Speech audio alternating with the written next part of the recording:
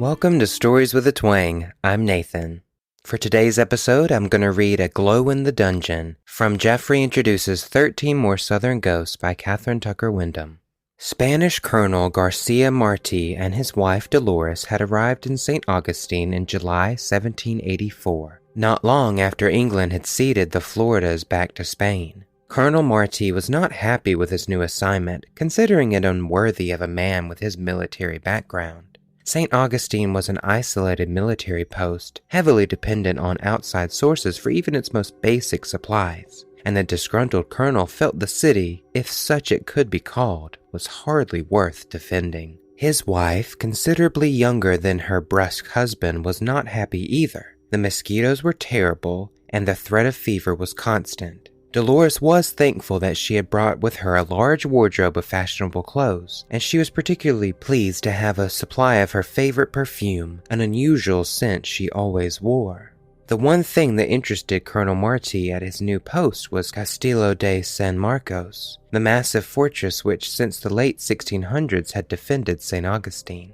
He marveled at the fort's high, thick walls and its intricate labyrinth of underground rooms and passageways. "Look, my dear," he said to his wife as he took her on a tour of the fortification. "Did you ever see such expert stonework? Just look at those walls, 30 feet high and 16 feet thick. Splendid!" But Dolores was not at all interested in the walls of an old fort. When, continuing their tour, Colonel Marti led her down the dark steps to the dungeons, she clung to his arm and urged, "Please, Garcia, let's not go in there. It's too dark and gloomy. I'm frightened."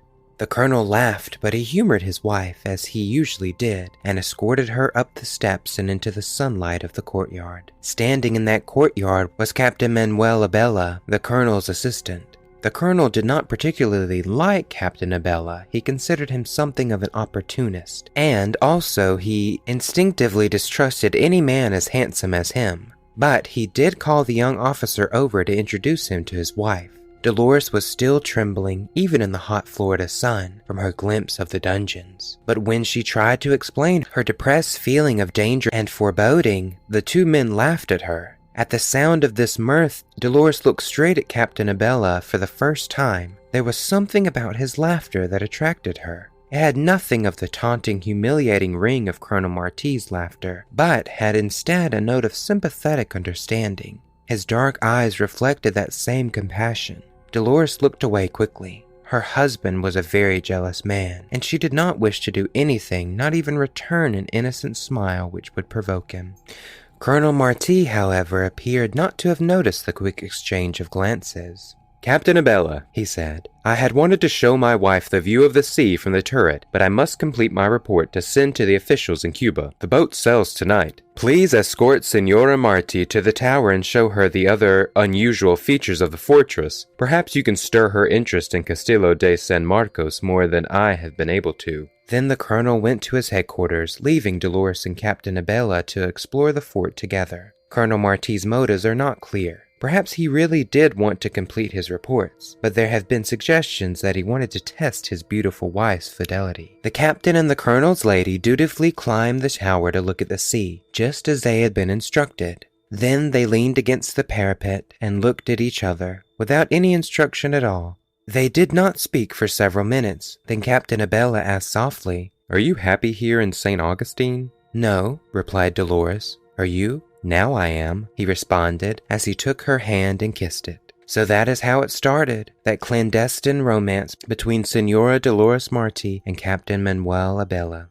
During the weeks that followed, they met often, always fearful that they would be discovered. When she could, Dolores slipped out during the early afternoon, the time of siesta when the narrow streets were deserted, and joined Manuel in the yawning shadows of an empty house or in a grove of orange trees along the river. Often from behind shuttered windows, amused eyes watched the pair hurrying to their rendezvous. But nobody told Colonel Marti about the meetings. The colonel was not a very popular man in St. Augustine. During those first months in St. Augustine, Colonel Marti was unusually busy. He was not familiar with the defenses of the city, and though he resented being sent to the remote command, his pride in his military profession demanded that he perform his duties well. It irritated him that the junior officers on his staff did not share his dedication to duty. They, he soon discovered, were more interested in gambling, cockfighting, drinking, and women than they were in mapping military maneuvers or inspecting gun emplacements. In an effort to bring about stricter military discipline among the men, Colonel Marty summoned Captain Abela to a conference on the matter. Now it happened that the captain had just returned to his quarters from a meeting with Dolores when the soldiers arrived with Colonel Marty's message. How fortunate, he thought to himself, that I was back in my quarters before the messenger arrived, and he hurried to the colonel's office. Their conference would have likely been entirely routine had not Colonel Marty asked the captain's help in interpreting some maps, which the British had left behind. The maps were spread out on the colonel's desk, and the two men leaned over them to try to decipher the English notations on the margins. The colonel was distracted by something he could not at first define. "Do you notice anything unusual here?" he finally asked Captain Abela. The captain, puzzled, shook his head. "There's something vaguely familiar that is out of place here. It's rather elusive. A fragrance, perhaps, that I never noticed here before," the colonel continued as he glanced about the room. "It could be the scent of orange blossoms," the captain suggested. "The trees are in full bloom now, and I have heard that at times their sweetness is smelled by sailors far out at sea." "No," replied the colonel. "It is not orange blossoms." He stared hard at Captain Abela before he said slowly, "It's my wife's perfume." Several days later, after Captain Abela had failed to answer muster and after he had been missing from his quarters for almost a week, Colonel Marty announced that the young officer had been sent to Cuba on a secret mission, and when neighbors inquired about Senora Marty, the colonel informed them curtly that she had become ill and that he had sent her to Mexico to stay with an aunt until arrangements could be made for her return to Spain. Neither the captain nor Dolores was ever seen again in St. Augustine, and after a while people stopped asking about them. It was years later, on July 21st, 1833, that the end of their story became known. On that date, while United States Engineer Lieutenant Stephen Tuttle was exploring the dungeons beneath Castillo de San Marcos, there was little else to do and he was bored. He found a section of wall which, when tapped, sounded hollow.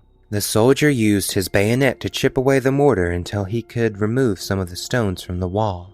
Then, holding a lantern high, he peered into the opening he had made. The lantern illuminated two skeletons chained to the wall. Had he discovered all that remained of Senora Dolores Marty and Captain Manuel Abela? Had Colonel Marty chained them to the wall of the dungeon Dolores had so feared, and sealed them alive behind a thick wall? The soldier who opened the ghastly tomb told later of the sweet, subtle fragrance that filled the underground passageway when he removed the blocks. Now people who visit the ancient fortress say there is sometimes a strange glow in the shadowy darkness at the spot where the lovers died. And when that glow is seen, a sweet fragrance, like the fragrance of a lady's fine perfume, floats on the dank air of the dungeon of Castello de San Marcos. Alright everyone, I hope you all enjoyed this week's story. If you have any stories you would like me to read on the show, you can send them to storieswithatwang@gmail.com. You can find the show on Facebook and Instagram at Stories with a Twang Podcast. The show is now also on YouTube at Stories with a Twang. You can learn more about this week's author, Katherine Tucker Windham, over at ktwindham.weebly.com. It would mean an awful lot if you could rate and review the show wherever you listen. And don't forget to share with your friends and family. I hope you all have a wonderful week, and remember that a little twang goes a long way.